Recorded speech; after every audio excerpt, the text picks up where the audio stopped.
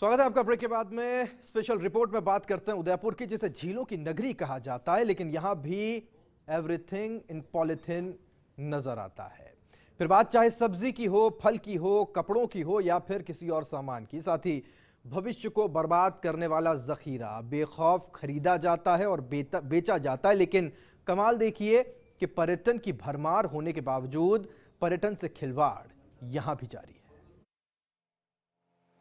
खूबसूरत झीलें, भरपूर पर्यटन, सुंदरता हर तरफ इतनी कि हर कोई एक बार यहां जरूर आना चाहिए और जो एक बार आ जाए इस शहर का मुरीद हो जाए।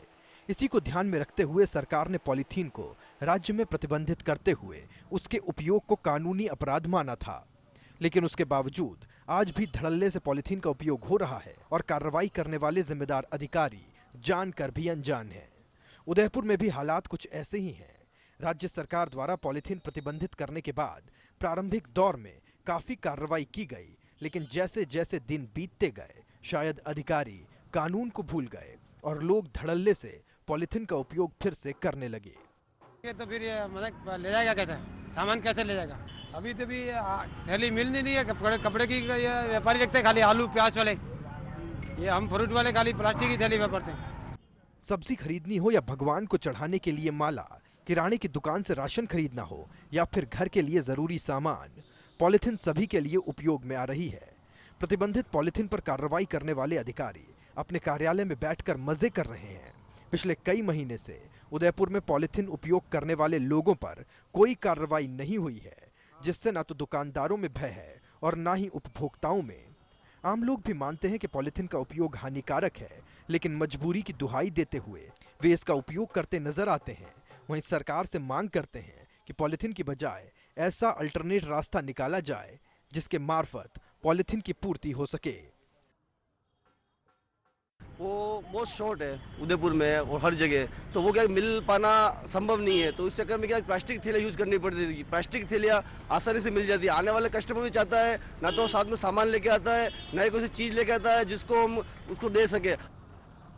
मजबूरी की दुहाई और प्रशासन की लापरवाही ही है जो बैन होने के बावजूद एवरीथिंग इन पॉलीथीन है, और जो इसके इस्तेमाल पर रोक लगाता है वो खामोश है, यानी एवरीवन इज साइलेंट।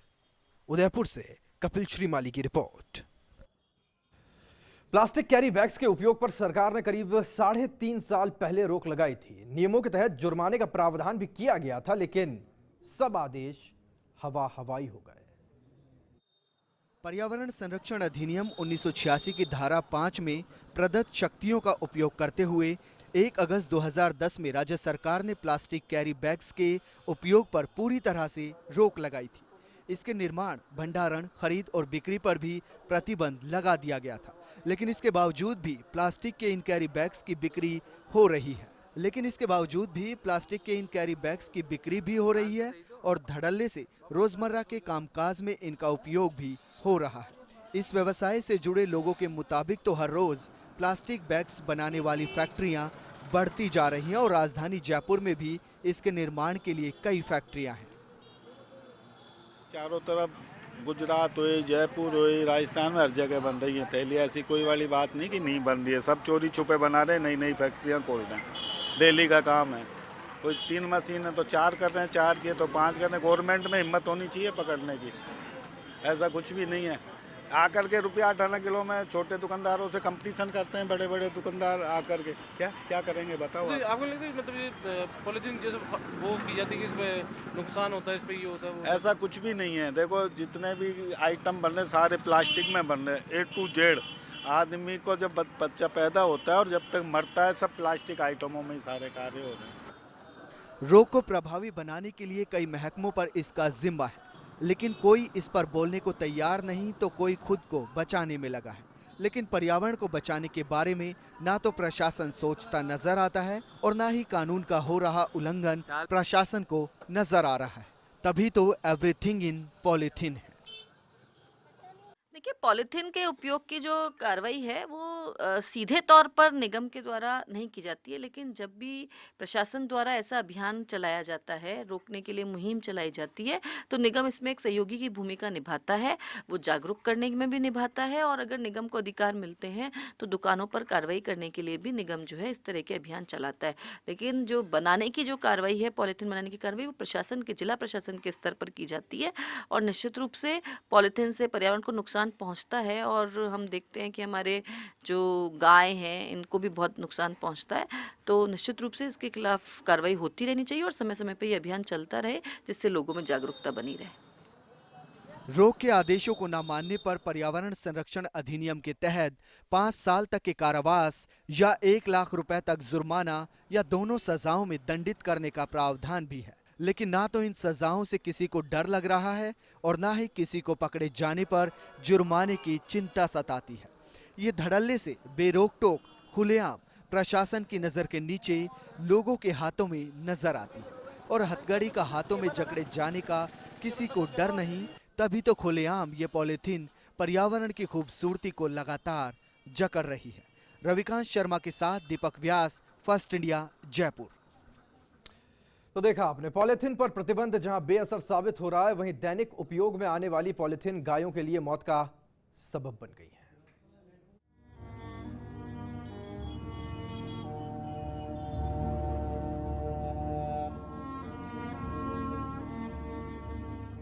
देश में भले ही गाय को माता का दर्जा दिया जाता हो, मगर जब गाय दूध देना बंद कर दे या बूढ़ी हो जाए तो अक्सर उसे सड़क पर छोड़ दिया जाता है।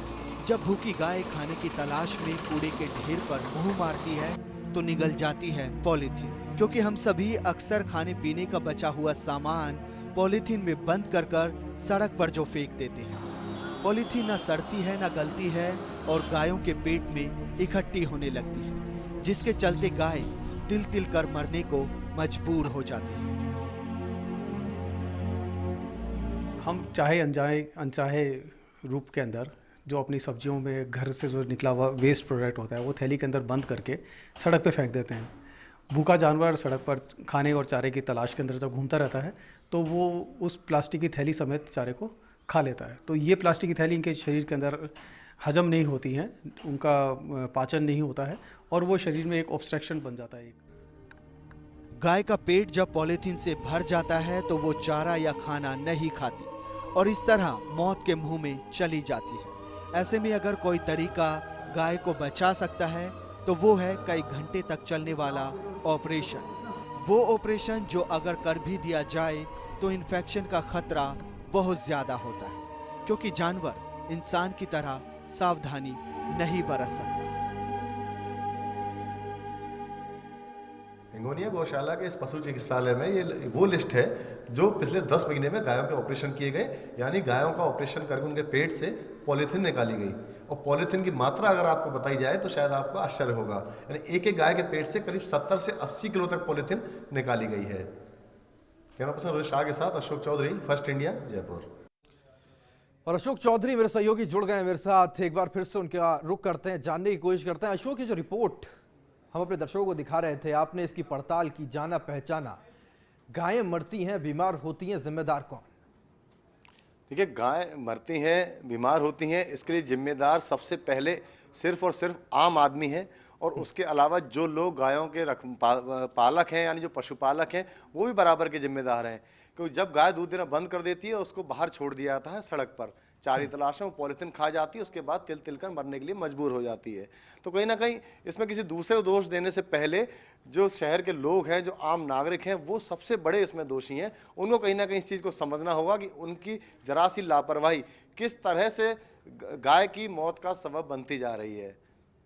और वो भी गाय जब तिल तिल कर मरती है, यानी पहले खाना छोड़ देती है, कमजोरी आती है, उसके बाद एक दिन वो आ जाता है जब गाय अपने पैरों पर खड़ी नहीं हो पाती और वो तड़प तड़प कर, यानी उठ नहीं पाती है, वहीं पर अपनी जान दे देती है। तो इस तरह की जो मौत है उसके लिए सिर्फ और सिर्फ राहुल आम आदमी को ही जिम्मेदार माना जा सकता है, वो चाहे हम हों, चाहे आप हों, चाहे कोई और हो।